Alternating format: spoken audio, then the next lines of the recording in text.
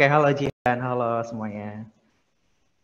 Hai Kak Danang, gimana kabar nih Kak Danang hari ini? Baik, baik. Kayaknya ini nih tadi udah mulai lemas, tapi ngeliat teman-teman semangat banget dan ramai banget ya, meskipun udah sore-sore, bahkan habis ada yang kuliah langsung ke sini jadi semangat lagi nih. Ya, Gak mau kalah ya betul sama banget. teman-teman ya. Ya setuju, jadi semangat ya Kak Danang, padahal ini kita jam-jam kritis, tapi karena lihat semangat teman-teman kita jadi semangat lagi ya.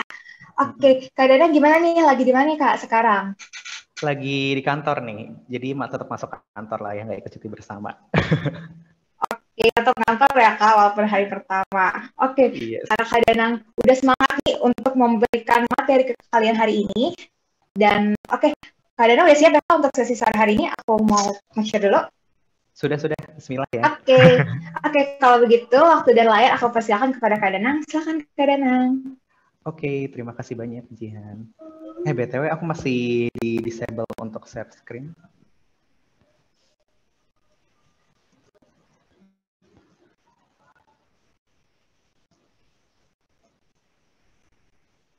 Masih belum bisa. Oke, boleh kalau dibantu kakak-kakak di Oh ini ramai banget ya, sampai 900 orang kan dari seluruh Indonesia ya berarti betul. ya harusnya ya. Ya, ramai banget ya Kak Danang. Yes. Oh ini udah bisa. Oke. Aku coba izin share screen ya. Oke. Sudah terlihat ya teman-teman ya. Sudah Kak Danang aman. Oke, aman. Kalau misalkan putus-putus nanti boleh tolong notif ya teman-teman ya. Gitu. Oke, selamat sore teman-teman semua. Ramai banget ya, luar biasa semangatnya dan aktif banget nih di grup chat juga. Bahkan katanya ada yang by YouTube juga ya. Karena Novo Club nih ramai banget sampai 35.000 orang ya pesertanya, ya luar biasa. Hopefully meskipun ini jam-jam kritis, teman-teman tetap bisa menjaga semangatnya ya sampai nanti kita maksimal di jam 5. Meskipun tentunya di bulan puasa pasti ada ini dong ya, ada rasa-rasa lapar, lemes dan lain-lainnya. Dan untuk materinya kebetulan juga agak sedikit berat nih diamanahkannya ya untuk bawain terkait dengan critical thinking dan juga problem solving gitu. Critical thinking for problem solving yang tentunya sih bakar pikir banget gitu. Cuma nanti aku coba akan simplify supaya at least teman-teman bisa dapat gambarannya dan juga framework umumnya seperti apa sih yang bisa applicable di dalam kehidupan sehari-hari gitu. Oke, jadi teman-teman udah ready ya untuk kita bareng-bareng belajar. Nanti kalau misalkan ada pertanyaan, bisa tolong drop di chat aja atau nanti diserahkan kepada panitia nih mengenai sistemnya gitu. Oke, nah teman-teman berbicara mengenai critical thinking and problem solving. Aku mungkin mau membuka cerita dulu kali ya terkait dengan kebakaran. Mungkin semua orang di sini agree kalau kebakaran itu adalah hal yang buruk dan semua pasti sepakat ya untuk segera memadamkan api apabila terjadi sebuah kebakaran. Gitu. Nah, kejadian ini juga seperti tadi teman-teman, ada kejadian kebakaran di sebuah ngarai di Amerika Serikat, namanya Ngarai Man. Ini kejadiannya di tahun 1949. Jadi sebagaimana respon kita tadi, bahwa asumsinya adalah atau asosiasinya adalah adanya kebakaran pasti harus dipadamkan dengan seketika gitu. Nah, waktu itu itulah yang terjadi di Amerika Serikat. Gitu. Ketika ada sebuah kebakaran, mereka punya peraturan yang menyatakan bahwa dalam 24 jam apinya itu harus segera dipadamkan. Nah, oleh karena itu, pemerintah Amerika Serikat waktu itu mengirimkan sekitar 15 orang smoke jumper dibilangnya. At least, atau ya kalau nama kerennya pemadam kebakaran yang lompat gitu ya dari helikopter. Nah, 15 orang itu ditugaskan untuk memadamkan api ini, namun naas apinya apinya gagal dipadamkan. Dan lebih naasnya lagi adalah 12 orang dari 15 orang yang diterjunkan itu ternyata meninggal dunia di dalam kebakaran ini, dalam usahanya menggagalkan api gitu. Namun yang lebih naasnya lagi adalah bukan mengenai soal apinya gagal dipadamkan, tapi ternyata adalah 12 orang ini meninggal karena sia-sia menghadapi api yang sebenarnya nggak perlu dihadapi sejak awal. Kok bisa nggak perlu dihadapi sejak awal? Nah, ternyata ditelaah bahwa api yang ada di Ngarai Man ini merupakan sebuah siklus yang memang sudah rutin terjadi. Dan kalau kata peneliti, justru kebakarannya itu adalah sebuah siklus alam yang menyehatkan bagi ekosistemnya. Kesalahan dari pemerintah Amerika Serikat adalah menganggap bahwa semua api yang ada itu harus segera dipadamkan. Nah, terkait dengan cerita ini mungkin key takeaway-nya adalah mirip dengan permasalahan. Jadi di dalam kehidupan, baik teman-teman di dalam organisasi mahasiswa, di dalam kuliah, ataupun mungkin nanti bahkan di pekerjaan, teman-teman akan menghadapi banyak banget permasalahan. Nah, namun dengan terbatasnya resources teman-teman, dengan terbatasnya waktu teman-teman, teman-teman harus bisa memilih masalah mana sih yang teman-teman harus hadapi. Kalau misalkan teman-teman nggak bisa milih, jatuhnya kayak kasus ini. Pemerintah Amerika Serikat tidak bisa memutuskan masalah yang memang penting untuk dihadapi sehingga pada akhirnya kehilangan nyawa dari 12 orang tadi. Itulah resiko yang mungkin teman-teman bisa hadapi atau akan hadapi di dalam konteks pekerjaan. Walaupun nggak se-ekstrim untuk kehilangan nyawa gitu ya. Tapi takeaway-nya sama lah gitu. Nah, oleh karena itu penting banget untuk teman-teman agar bisa mempelajari critical thinking dan juga bagaimana menyelesaikan masalah agar tidak terjebak di dalam kesesatan yang tadi. Gitu. Nah, di dalam 30 menit ke depan, kurang lebih teman-teman akan mempelajari 4 key point ini, yaitu mengenai sebenarnya apa sih critical thinking itu, dan kenapa teman-teman membutuhkan ini. Lalu teman-teman juga nanti aku akan ajak untuk mengidentifikasi permasalahan, karena tadi masalah itu penting ya untuk diidentifikasi dan ditentukan sebelum menyelesaikannya.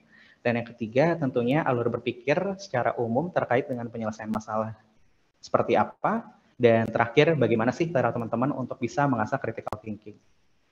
Nah, selama 30 menit ke depan, nanti teman-teman sharing bersama dengan aku, Danang, yang saat ini ada di Human Resource Business Partner dari Brand Business Squad di PTI. Gitu. Oke, pertama-tama ya, first thing first. Jadi teman-teman tadi udah diceritakan nih, gambaran umum terkait dengan kebakaran dan mengapa penting untuk belajar critical thinking. Tapi dalam konteks yang berbeda, sebenarnya kenapa sih di dalam dunia profesional ataupun di dalam perkuliahan dan organisasi teman-teman harus bisa menguasai critical thinking ini, yang pada akhirnya nanti akan digunakan untuk menyelesaikan permasalahan. Yang pertama, tentunya terkait dengan critical thinking sendiri, itu merupakan salah satu dari top 10 skill yang harus dimiliki oleh teman-teman. Dan ini adalah dari World Economic Forum menyatakan bahwa critical thinking dan analisis itu menjadi salah satu skill yang esensial nih nanti di tahun 2025 dan sangat dibutuhkan, terlepas dari sekarang berkembangnya AI dan teknologi. Gitu. Nah, critical thinking sendiri bisa digunakan untuk apa aja sih? Penggunaannya macam-macam teman-teman. Untuk memilah informasi terlalu banyak, untuk lebih baik dalam berkomunikasi, untuk memutuskan sesuatu, atau bahkan menyelesaikan permasalahan yang nanti akan kita bahas secara spesifik di sesi ini ya teman-teman. Dan banyak hal lainnya. Namun highlight terbaik dari critical thinking adalah bagaimana nanti ketika teman-teman memiliki kemampuan untuk berpikir secara kritis, teman-teman membuat decision yang dapat dipikirkan secara matang. Gitu. Jadi ketika teman-teman menghadapi permasalahan, tidak dalam tangan yang kosong. Gitu. Tidak rushing off without any thought at all. Gitu. Kayak nggak ada mikir apa-apa, pokoknya langsung rasa aja dia kayak tadi. Ya, dari pemerintah Amerika Serikat lakukan ketika tahun 1949 akhirnya adalah kehilangan aset-aset yang dalam hal ini nyawa bahkan. Itulah yang nanti akan teman-teman hadapi di dalam konteks pekerjaan di profesional. Gitu. Nah ini mungkin sedikit dari quotes Albert Einstein ya. Saya suka banget sama quotes ini karena kalau dari Albert Einstein sendiri bilang kalau dia punya 1 jam untuk menyelesaikan permasalahan, dia akan menyisihkan 55 menit pertamanya untuk menentukan sebenarnya apa sih permasalahannya, dan 5 menitnya untuk memikirkan solusinya. Nah, memikirkan 55 menit ini adalah salah satu aspek penting atau pengaplikasian dari critical thinking tadi, teman-teman. Bagaimana teman-teman bisa memilah data-data yang relevan dan juga pada akhirnya menentukan permasalahan yang nanti bisa dipecahkan menggunakan solusi tertentu. Gitu. Nah, mengenai critical thinking sendiri, aku yakin sih kalau di sini teman-teman juga sering ya mendengar yang namanya critical thinking. Cuman apa sih sebenarnya critical thinking? Sebelum ke sana mungkin kita warm up dulu kali ini. Mungkin teman-teman boleh jawab di chat ya sambil aku lihat-lihat. Ini ada game myth atau fakta. Teman-teman nggak boleh pakai baju hijau kalau di Pantai Selatan. Coba boleh chat. Kira-kira atau oke, ada mitos semua ya, sepakat ya. Baik. Oke. Coba kita lihat. Dan jawabannya adalah memang mitos teman-teman. Jadi ternyata terlepas dari memang cerita-cerita rakyat yang berkembang, karena Kenapa pada akhirnya boleh pakai baju hijau di pada saat adalah karena memang berbahaya ketika hilang. Ketika hilang jadi sulit untuk ditemukan. Jadi bukan lebih alasan mistis, melainkan alasan dari safety. Dan ini sudah dibuktikan oleh riset-riset tentunya. Terus game kedua itu sama lagi ya, game keseru-seruan. Oke. Dan yang kedua adalah misalnya apakah seorang bisa mendapatkan coronavirus lebih kali-kali. Coba kita lihat. Facts. Oke, jawabannya adalah facts ya, gitu. Oke, jadi kalau berdasarkan pada hasil penelitian dan juga sumber-sumber yang terpercaya bahwa memang setiap orang itu bisa berpotensi untuk mendapatkan coronavirus dari sekali. Nah, sebenarnya apa sih hal dasar yang membedakan kedua pernyataan tadi gitu? Ketika kita berbicara critical thinking, pada dasar critical thinking itu adalah merupakan suatu proses yang pada dasarnya teman-teman mempertanyakan, menganalisis, menginterpretasi, dan mengevaluasi, membuat judgement atas suatu hal berdasarkan pada data-data yang memang tersedia. Gitu. Nah, di sini aku ngambil kutipan dari Oxford Dictionaries dan juga Monash University yang pada dasarnya representasi hal yang sama. Intinya di sini adalah teman-teman harus bisa menganalisis dan mengevaluasi suatu fakta. Suatu pernyataan berdasarkan pada data-data dan fakta yang ada. Fakta yang ada itu juga berdasarkan sih. Kalau simpelnya ada 3 komponen dari critical thinking yang teman-teman perlu perhatikan termasuk datanya. Yang pertama adalah reliability, relevansi, dan juga validitas.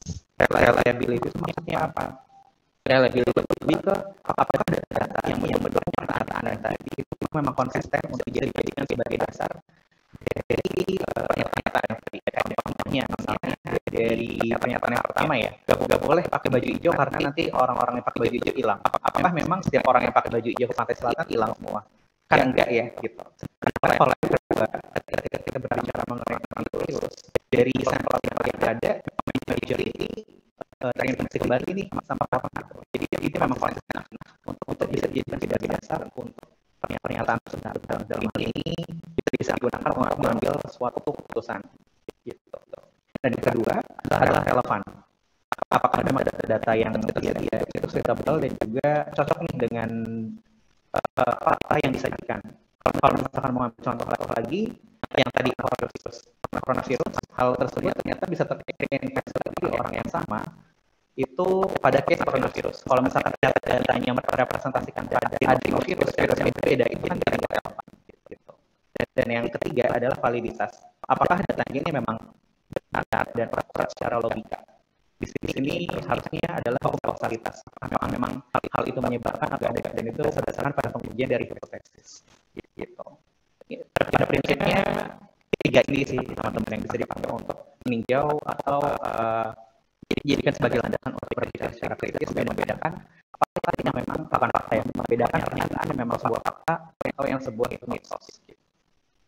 Nah ini iseng-iseng lagi ya, sampai level relevan dan juga valid case. Contoh dari pernyataan ini, the productivity of cells is decreasing because an employee are taking email tasks. Kalau menurut teman-teman ini relevan atau valid? Boleh lebih dari satu ya.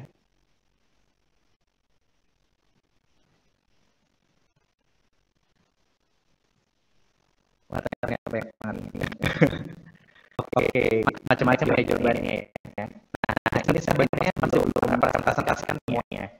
Jadi pada dasarnya kalau teman-teman lihat di sini adalah pernyataan umum yang seharusnya kebenarannya itu harus diuji hipotesisnya. Karena dari data itu kita masih belum tahu apakah memang reliable data-data yang mendukung atau enggak. Apakah relevan bisa jadi harus diuji hipotesisnya. Begitu juga dari validitasnya.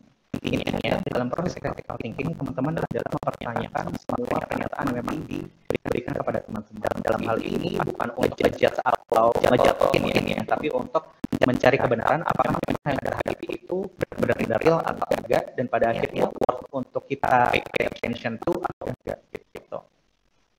Contoh lainnya lagi, tapi tadi contohnya ada banyak ya. Ini adalah another example-nya Pak Justin menjadi pilkada, dia orangnya baik, memiliki baik, dan pengikut dia yang banyak. Menurutku maka Pak Justin berhak menjadi gubernur Oxford. A karena baik hati, B karena terkenal, atau C karena religius. Ini jawabannya semacam-macam.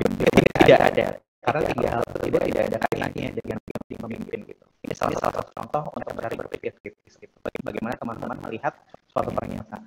Ini real case lagi, tapi ini dalam konteks paradigma. Kenapa lewat aja, setidaknya teman-teman bisa menangkap bahwa pada dasar proses critical thinking itu kita melihat dari ketiga komponen tadi untuk meninjau apakah pernyataan yang memang bisa jika kepada kita itu benar atau enggak. Gitu. Nah, tapi kadang-kadang orang-orang ketika kita berbicara mengenai critical thinking itu seringkali terjebak atau tertukar dengan yang namanya overthinking. Gitu. Tadi kan tujuannya dari critical thinking adalah menyeleksi pernyataan-pernyataan yang memang datang ke depan kita yang pada akhirnya bertujuan untuk kita bisa mengambil decision yang tepat gitu ya. Sedangkan overthinking mungkin awalnya seperti itu, tapi kadang-kadang pemikiran itu jadi berlebihan dan jadi gak berujung sehingga pada akhirnya kita jadi tidak melakukan apapun terhadap kejadian yang ada di depan kita. Nah, jangan sampai teman-teman nanti terjebak ke dalam yang namanya overthinking ini. Dan overthinking jadinya bisa jadi arah lainnya bisa jadi skeptis atau distrustful gitu ya. Padahal kan tadi kita tujuannya tidak ke arah sana. Ini perbedaan dari overthinking dan critical thinking. Pada dasarnya kalau dari overthinking tadi meski saja kalau data pada akhirnya dia mengoveranalyze atau berlebihan sehingga pada akhirnya dia jadi tidak melakukan apapun. Sedangkan di critical thinking kita tetap bisa berpikir jernih, based on evidence, rasional juga aktif. Nah, tadi kan kalau dari konsep atau hari ini teman-teman kita mengaplikasikan yang namanya critical thinking untuk masalah atau problem solving. Nah, di mana sih hubungannya antara critical thinking ini pada akhirnya bisa menyelesaikan permasalahan?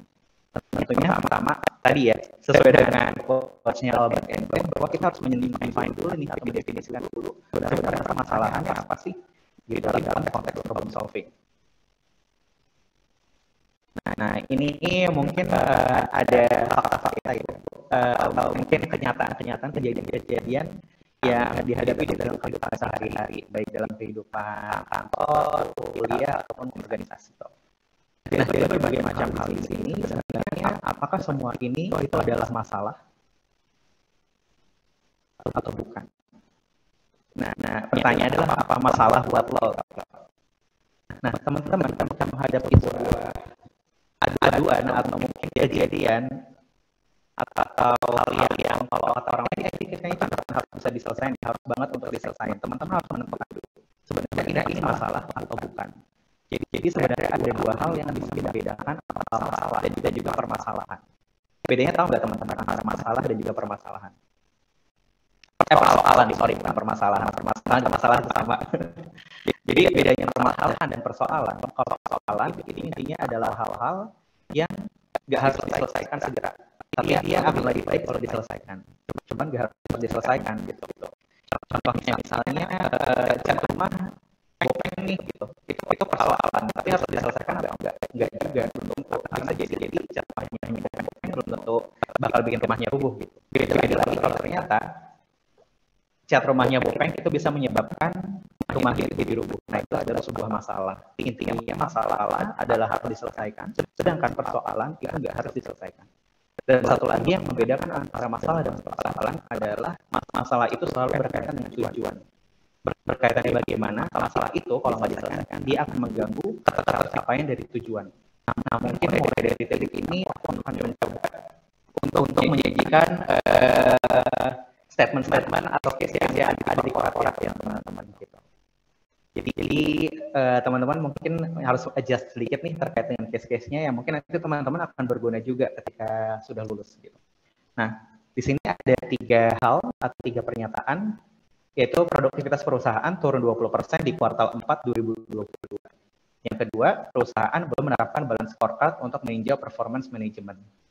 Yang ketiga, rata-rata learning hour personel di korporat hanya 2 jam dari target 8 jam per bulan. Dalam konteks misi korporat adalah efisiensi cost dalam end-to-end proses di 2026. Nah, kalau menurut teman-teman, yang mana yang masalah dan yang mana yang persoalan?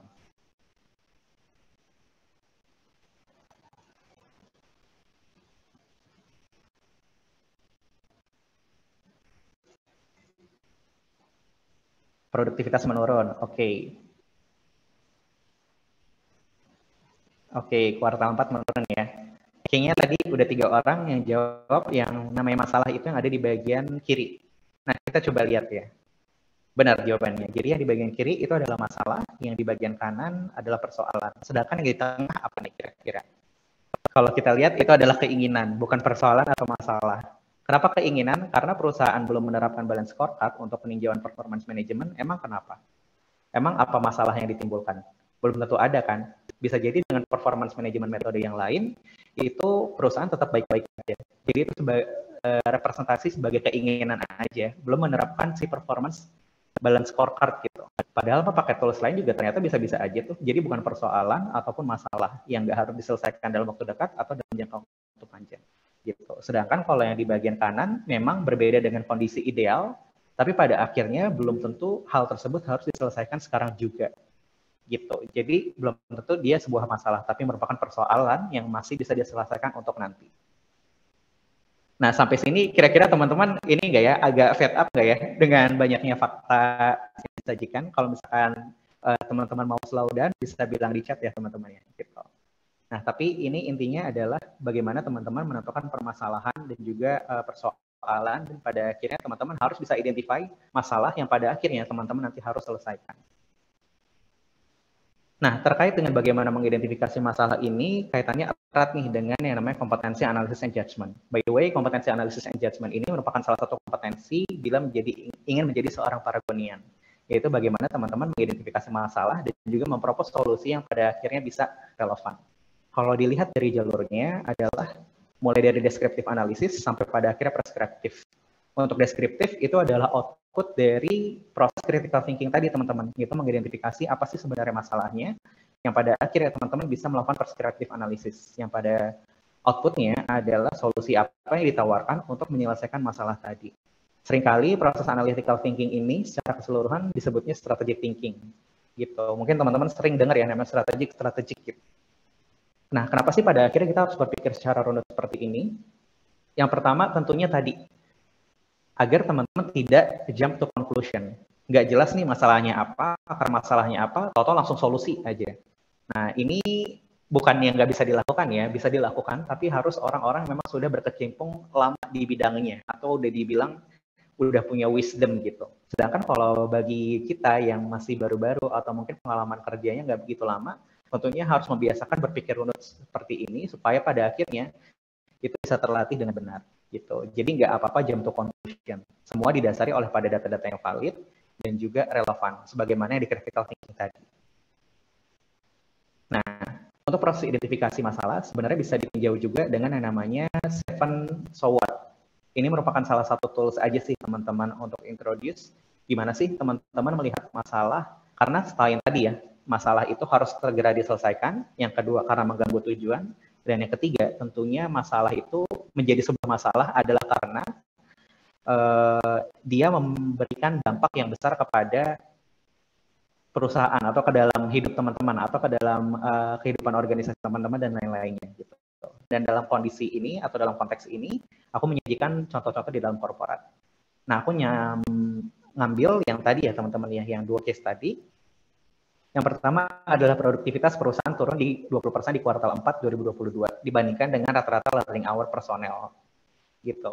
Ya, terus kenapa emang kalau perusahaan produktivitasnya menurun 20%? Tentunya berdampak pada cost ratio, sedangkan kalau dari misi korporat sendiri, kita mau efisiensi cost dalam end-to-end proses.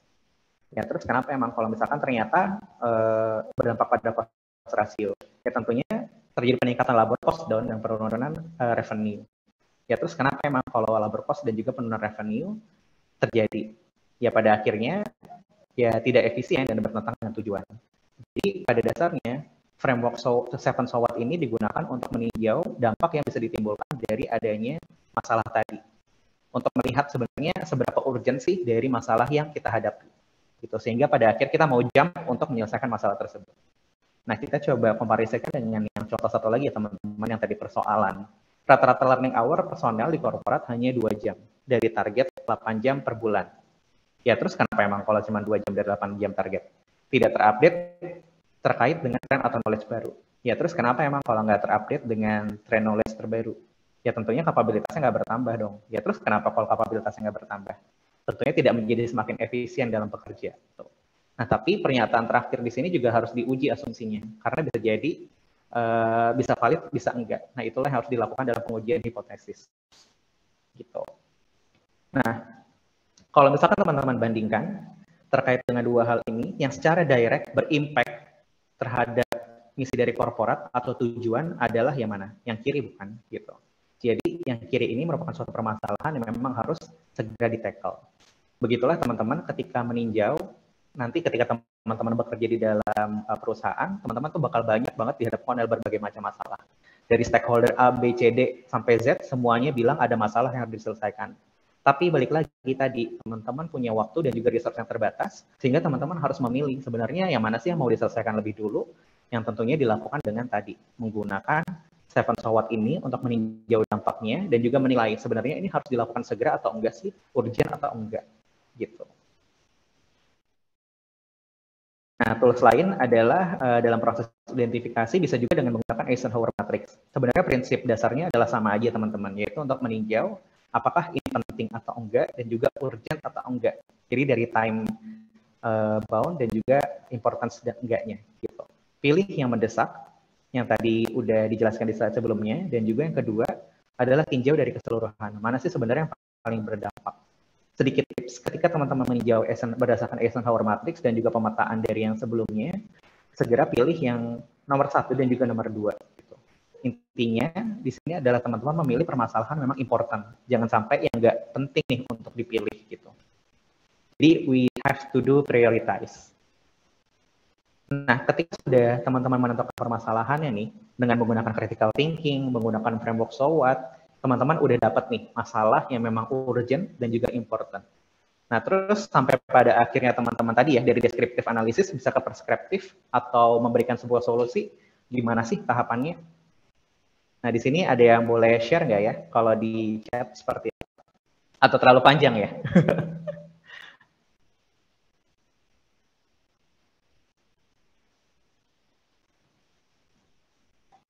Oh, terlalu cepat ya?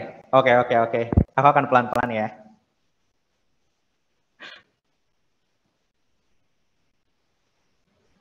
Oke. Sip. Oke, pelan-pelan ya. Udah ini nih ya, sore-sore.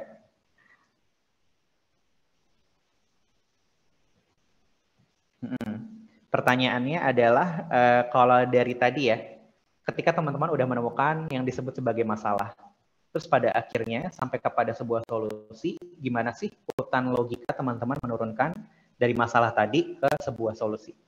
Alurnya seperti apa? Ada yang bisa share nggak nih? Tapi ini nggak bisa share secara langsung ya, harus by chat ya. Di-share kok, di-share. Materinya nanti di-share, tenang aja.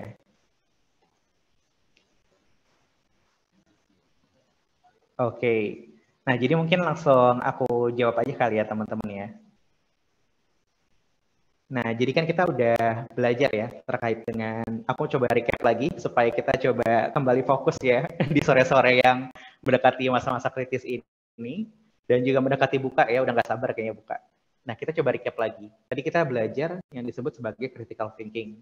Jadi critical thinking pada dasarnya teman-teman memilah data-data yang memang relevan dan juga valid untuk digunakan untuk menentukan apakah suatu pernyataan itu benar atau enggak gitu. Nah, critical thinking tadi digunakan di dalam konteks untuk menyelesaikan permasalahan nih. Yang dalam hal ini utamanya adalah menentukan apakah fakta yang disajikan di depan teman-teman itu adalah suatu masalah yang memang harus diselesaikan atau enggak gitu. Nah, di dalam konteks problem solving, teman-teman menggunakan critical thinking tadi untuk itu, menentukan masalah. Ketika sudah dapat masalahnya, tentunya teman-teman harus mendevelop sebuah solusi dong gitu. Nah, inilah yang nanti kita akan pelajari lebih lanjut terkait dengan framework apa sih yang bisa digunakan untuk pada akhirnya memberikan solusi yang tepat. Seperti itu. Nah, kita lanjut ya. Mungkin ketika menghadapi suatu masalah, proses umumnya adalah 3 poin ini ya teman-teman ya. Yang pertama, mulai dari identifikasi masalah yang kita lakukan tadi menggunakan proses critical thinking. Yang kedua adalah menentukan penyebab atau akar masalahnya. Karena tadi masalah belum tentu akar masalah. Dan yang ketiga adalah menentukan countermeasure. Nah, tapi kalau di Paragon sendiri biasanya ada yang namanya Paragon Management System. Di sini biasanya kita menggunakan tools-tools tertentu yang secara umum digunakan sama rata nih di korporat untuk menyelesaikan permasalahan. Nah, mungkin karena memang ini course-nya dari Paragon, aku akan sedikit cerita kali ya terkait dengan bagaimana sih cara Paragonian untuk menyelesaikan masalah yang ada. Ya mungkin kalau teman-teman MT dan PLDP itu biasanya pakai yang namanya project, gunakan tools ini untuk menyelesaikan project improvement gitu. Nah, coba kita mari eksplorasi gitu ya. Sebenarnya toolsnya seperti apa sih? Secara umum dari alurnya tuh 5. Mungkin agak lebih detail dari yang tadi ya teman-teman, yang 3. Dari alurnya sendiri adalah yang pertama masih sama. Di sini kita juga mengidentifikasi masalah atau disebutnya background atau bahkan business case gitu. Yang kedua adalah menentukan gap atau menentukan celah dari kondisi ideal dan juga current condition. Karena yang namanya masalah itu pasti adanya ketidaksesuaian antara ekspektasi sama kondisi saat ini. Dan yang ketiga adalah kita menentukan tujuannya nih. Sebenarnya ketika nanti menyelesaikan permasalahan, tujuannya apa sih yang ingin dicapai? Nah, setelah tahu tujuannya, kita baru menganalisis lebih dalam. Sebenarnya dari masalah yang tujuannya ingin dicapai ini, kita coba lihat lagi akar masalah yang menyebabkannya apa sih, sehingga kita pada akhirnya bisa mendefinisikan countermeasure yang paling tepat untuk diberikan menyelesaikan permasalahan tadi. Gitu. Nah, kita akan muter-muter di 5 flow ini aja untuk mengkontekstualisasikan critical thinking tadi di dalam proses penyelesaian masalah. Ini sebenarnya framework umum ya yang digunakan Paragon, tapi teman-teman juga bisa kok gunakan di dalam kehidupan sehari-hari atau bahkan mungkin di organisasi kemahasiswaan. Karena prinsip-prinsip dasarnya sama, yaitu menentukan masalah yang paling tepat dan juga menentukan gap-nya, serta pada akhirnya teman-teman bisa memberikan countermeasure yang oke. Nah, terkait dengan identifikasi masalah atau background, intinya teman-teman di sini tadi ya, ketika menyajikan suatu masalah, dikatakan masalah adalah teman-teman bisa memberikan data-data yang tentunya valid dan juga melampirkan nih data-data terkait dengan dampak yang ditimbulkan apabila masalah tadi nggak diselesaikan. Gitu. Nah, itulah yang menjadi masalah atau at least business case gitu ya. Ini mungkin aku nggak akan terlalu detail terkait dengan case-case-nya, tapi aku akan menyajikan sedikit sebagai contoh untuk teman-teman gimana sih penggunaan tools-tools ini di dalam konteks korporat gitu ya. Jadi aku coba akan kasih case-nya adalah case yang ada di bisnis gitu. Nah, biasanya kita menyajikannya suatu masalah atau business case itu di dalam short story, teman-teman. Jadi story-nya itu intinya adalah menceritakan terkait dengan situasi saat ini seperti apa. Yang kedua, complication-nya kayak gimana. Sesuai dengan 2 poin ini. Gitu. Yang pertama, dari situasinya pada dasarnya merupakan pandangan terkait dengan current condition itu seperti apa sih. Gitu. Kalau di dalam konteks korporat mungkin bisa macam-macam ya. Di dalam kehidupan pribadi dan juga organisasi juga macam-macam. Intinya adalah situasi saat ini yang sebenarnya dihadapi seperti apa sih. Dan apa permasalahan dari situasi yang tadi. Dan gunakan data-data yang valid gitu. Nah, ini contoh kita angkat atau berangkat dari case Nutriwater ya teman-teman ya. Coba aku mau lihat dari teman-teman masih follow up nggak ya?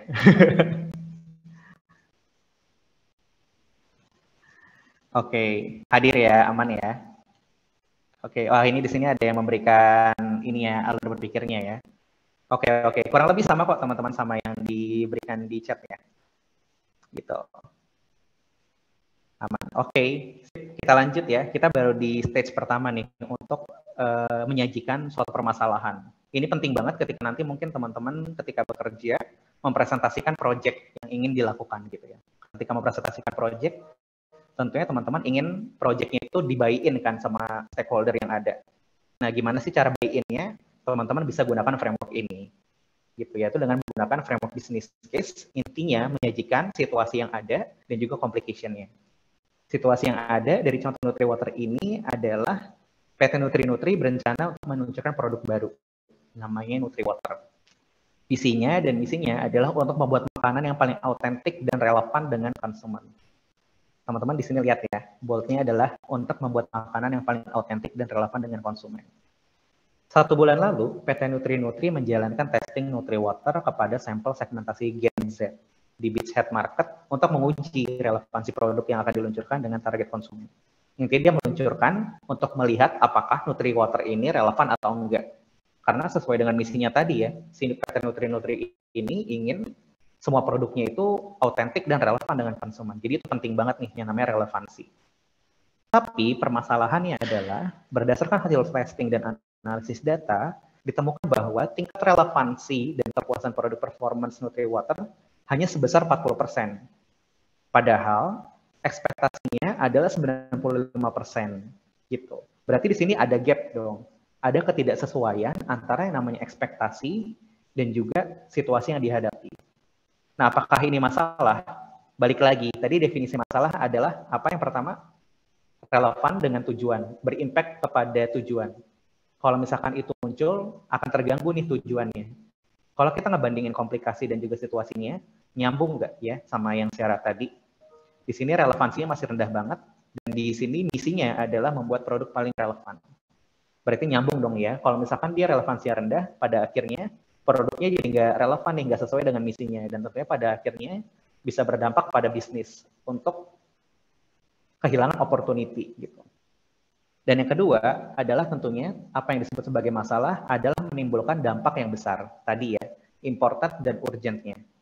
Kalau dilihat dari complication yang di bagian sini, dinyatakan bahwa bila tidak diperbaiki dan produk tetap diluncurkan apa adanya, PT Nutri berpotensi tidak akan mencapai target penjualan dan kehilangan market opportunity sebesar 55% atau senilai 4,2 miliar rupiah. Jadi di situ ada pertaruhan yang ditaruh gitu di dalam case-nya. Kalau misalkan nggak nyampe ekspektasi, ini kita kehilangan 4,2 miliar nih gitu. Nah, itulah yang namanya business case, teman-teman. Di situ teman-teman intinya menyajikan situasi dan komplikasi yang pada akhirnya memvalidasi bahwa masalah yang teman-teman angkat di sini itu valid untuk diselesaikan gitu. Ini bisa digunakan oleh teman-teman dalam konteks untuk nanti misalnya di pekerjaan tadi ya, ingin ada project dan teman-teman ingin stakeholder-nya buy-in dengan project teman-teman, yaitu sesuai dengan alur problem solving tadi. Nah, terus tahap kedua. Tadi kalau melihat tahapan-tahapannya, ketika kita udah mengidentifikasi masalahnya, yaitu masalahnya tadi ya, si produknya masih kurang relevan. Yang kedua adalah melakukan gap analysis atau analisis celah antara ekspektasi dan situasi yang dihadapi. Ini sebenarnya penjawantahan dari pernyataan yang ada di bagian background tadi. Intinya untuk mengklarifikasi sebenarnya secara clear kondisi ekspektasi dan juga celahnya dengan situasi saat ini itu seperti apa sih gitu. Nah, di sini intinya teman-teman ingin menyatakan atau menetapkan problem statement yang oke nih, gitu. Nah, untuk menetapkan problem statement yang oke, teman-teman harus menyajikan data-data juga. Data-datanya nggak mesti kuantitatif, tapi juga bisa kualitatif. Gitu.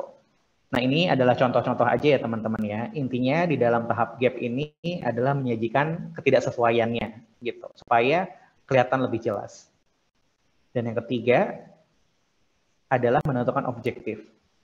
Tadi kita udah tahu nih bisnis case-nya seperti apa, lalu gap analisisnya seperti apa, celahnya gimana. Pada akhirnya kalau kita ingin menyelesaikan masalah tadi, tujuan apa sih yang ingin kita capai gitu. Nah, ini sebenarnya nyambung dengan pernyataan complication tadi teman-teman. Yaitu dari project ini pada dasarnya kita ingin meningkatkan tingkat relevansi dan kepuasan konsumen terhadap produk Nutri-Water dari yang current condition-nya 40% menjadi 95% pada akhir kuartal 4 2023. Sesuai dengan tadi ya, keinginan atau ekspektasinya. Gitu. Nah, ketika bisnis case-nya udah valid nih, gap analisisnya udah jelas, ekspektasinya clear, situasi saat ini yang dihadapi terlihat jelas, kita juga tahu gap yang ingin ditutup seperti apa, dan udah ditentukan juga tujuannya. Nah, langkah selanjutnya apa nih gitu? Aku coba cek lagi. Masih hadir ya? Oke, masih hadir semua. Aman. Nah, langkah selanjutnya apa nih? Tadi, hal yang perlu diperhatikan, aku juga udah nyebutin ya, bahwa yang disebut sebagai masalah itu belum tentu akar masalahnya. Bisa jadi masalah tersebut adalah gejala aja yang terlihat di surface. Nah, teman-teman harus bisa menemukan akar masalahnya. Pada akhirnya ketika itu diselesaikan, masalah ini bisa ke-cover atau tertutupi. Nah, untuk menemukan akar masalah tadi, banyak banget tools yang teman-teman bisa gunakan. Macam-macam. Tapi mungkin di sini aku akan coba mengenalkan 2 tools yang secara umum digunakan di sini aja gitu ya. Dan mungkin digunakan di tempat lain juga karena tools-tools ini nggak spesial untuk perusahaan tertentu kok, karena bisa dicari dimanapun. Tapi biasanya aku menggunakan dua tools ini. Yang pertama adalah Fishbone atau diagram Ishikawa, dan yang kedua adalah 5 why analysis. Gitu.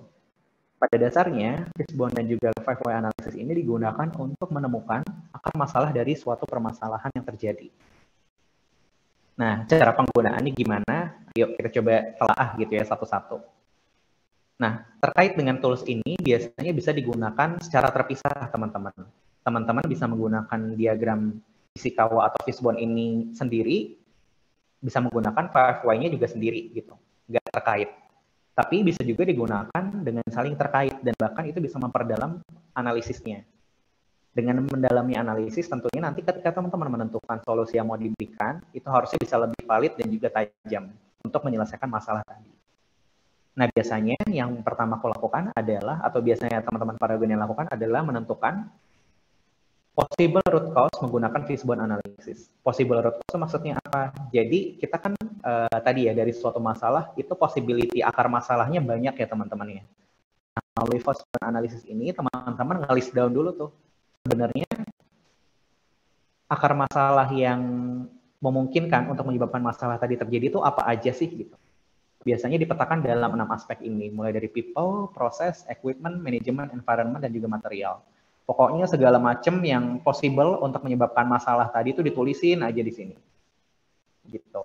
Nah, nanti dari proses itu akan dilihat tuh sebenarnya dari judgement data-data yang udah dikumpulin, poin yang mana ya yang menyebabkan masalah ini yang kontribusinya paling besar gitu. Nah, kita coba langsung lihat ke dalam contohnya aja ya teman-teman ya. Kita masih menggunakan